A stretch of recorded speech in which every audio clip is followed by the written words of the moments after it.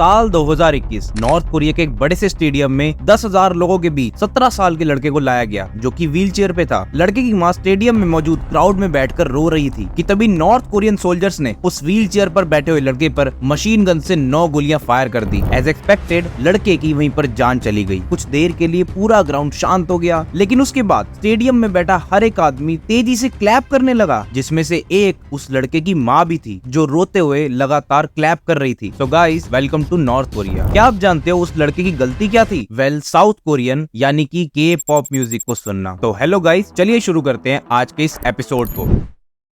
करीब 2.6 करोड़ की आबादी वाला दुनिया की सबसे आइसोलेटेड कंट्री जिसमें मौत की सजा देना काफी आम बात है। नॉर्थ कोरिया की बाउंड्रीज 3 अलग अलग देशों से मिलती है, रशिया, चाइना और साउथ कोरिया। इसलिए कई लोग इस बाउंड्रीज के जरिए नॉर्थ कोरिया से निकलने की कोशिश भी करते हैं। साल 2017 में एक महिला अपने बेटे के साथ नॉर्थ कोरिया से भागते हुए चीन के बॉर्डर तक जा पहुंची। उसे लगा कि शायद अब वो अपनी नॉर्थ कोरिया जैसी जहन्नुम जिंदगी से अपने और अपने बेटे को आजाद कर चुकी है, पर उसकी खुशी एक पल में चली गई, क्योंकि चाइना में एंटर करने के बाद वहाँ की अथॉरिटी ने उसे वापस नॉर्थ कोरियन सोल्जर्स को सौंप दिया गया, जहाँ उसे भागने की सजा के तौर पर टॉर्चर और फाइनली मौत की सजा दी गई। अब इतना आइसोलेटेड होने के कारण इस देश के खबरें बाहर आना काफी मुश्किल है, लेकिन जो खबरें बाहर आती हैं वो काफी दिल दहला देने वाली होती हैं। जैसे रिसेंटली नॉर्थ कोरिया के 200 लोगों की एग्जीक्यूशन रिपोर्ट सामने आई, जिसमें एक बड़ा नंबर टीनेजर्स का था जिनके क्राइम्स थे के पॉप म्यूजिक को सुनना एंड फॉरेन मूवीज को देखना। क्योंकि दोस्तों, यहाँ के supreme leader Kim Jong Un के मुताबिक फॉरेन म्यूजिक को सुनना या फॉरेन मूवीज को देखना, ये एक्टिविटी नॉर्थ कोरिया कंट्री के लिए एक बड़े वायरस की तरह है।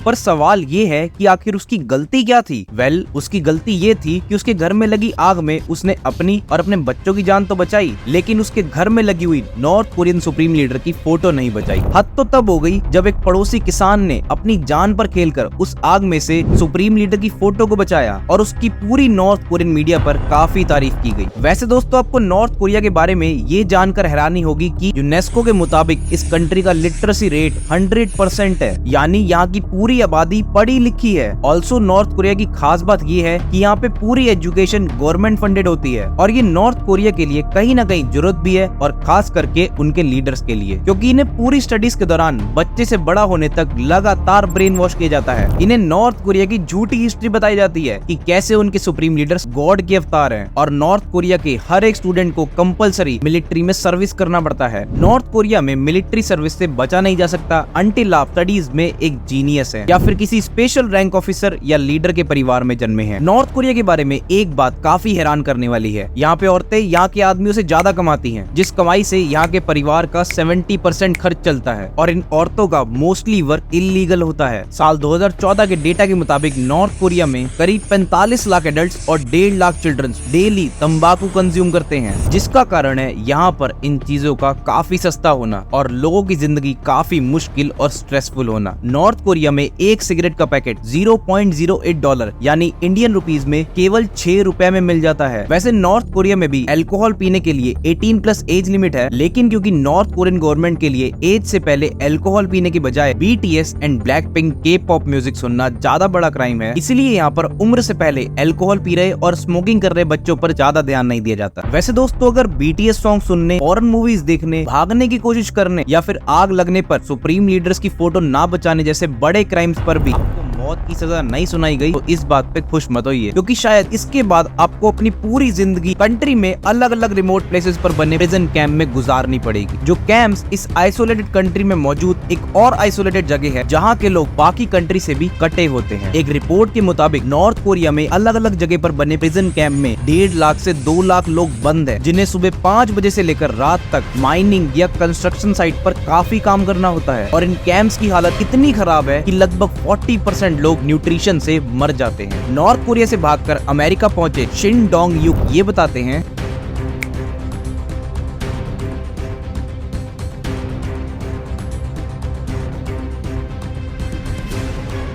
कोई दूसरा देश भी मौजूद है। उन्हें बस भूख और दर्द समझ में आता था। वो ये भी बताते हैं कि एक बार मेरे सामने एक लड़की को पीट पीट कर मार दिया गया क्योंकि उसने खाना चुराया था। इसके अलावा एक बार मुझे और मेरी फैमिली को कैंप से बाहर खींच कर लाया गया और मेरे ही सामने मेरे भाई और मेरी माँ को गोली मार दी गई। और उस दौरान मुझे कुछ महसूस नहीं हुआ। मुझे बस इतना पता था कि इन्होंने रूल तोड़े हैं जिसकी इनको सजा मिली है। इन कैंप्स की एक और खास बात है जो कि है यहाँ पे होने वाली शादियाँ। तो देखो, यहाँ पे वर्क फोर्स बनाए रखने के लिए बच्चे होते रहे, इस बात को इंश्योर करने का काम इन कैंप्स को हैंडल करने वाले गार्ड्स का होता है। और यहाँ किसी को भी अपने पार्टनर चुनने की आजादी नहीं होती, बल्कि मैच मेकिंग कुछ ऐसी होती है कि तुम दोनों आज से पति पत्नी हो और बस हो गई शादी। 2019 में स्टेट स्पॉन्सर टीवी चैनल में ये अनाउंस किया गया कि जो भी अपने एरिया में हो रही इलीगल एक्टिविटीज की जानकारी देगा उसको गवर्नमेंट $6 का इनाम देगी। वेल, नॉर्थ कोरिया के लोगों के लिए $6 काफी बड़ी रकम है, पर बात यह है कि किसी ने रिपोर्ट किया ही नहीं। ऐसा नहीं है कि उनके एरिया में इलीगल एक्टिविटीज नहीं होती, बल्कि नॉर्थ कोरिया में हर एक आदमी किसी तरह की इलीगल एक्टिविटीज में शामिल रहता है। अब इसके बिना लोगों का पेट पालना भी पॉसिबल नहीं है, इसीलिए कोई भी एक दूसरे की रिपोर्ट नहीं करता। यहाँ पे लोगों की जिंदगी इतनी बुरी है कि ये अपनी पूरी जिंदगी डिप्रेशन और ट्रोमा में गुजारते हैं। अपनी आंखों के सामने अपने पूरे परिवार को भूख प्यास से मरता हुआ देखते हैं या गवर्नमेंट के अत्याचार को झेलते हैं। तो अगर आपको वीडियो पसंद आई हो तो लाइक कर देना एंड अपने फ्रेंड्स एंड फैमिली के साथ जरूर शेयर करना। चैनल पे न्यू हो तो सब्सक्राइब कर देना और वो बेल नोटिफिकेशन ऑन कर लेना।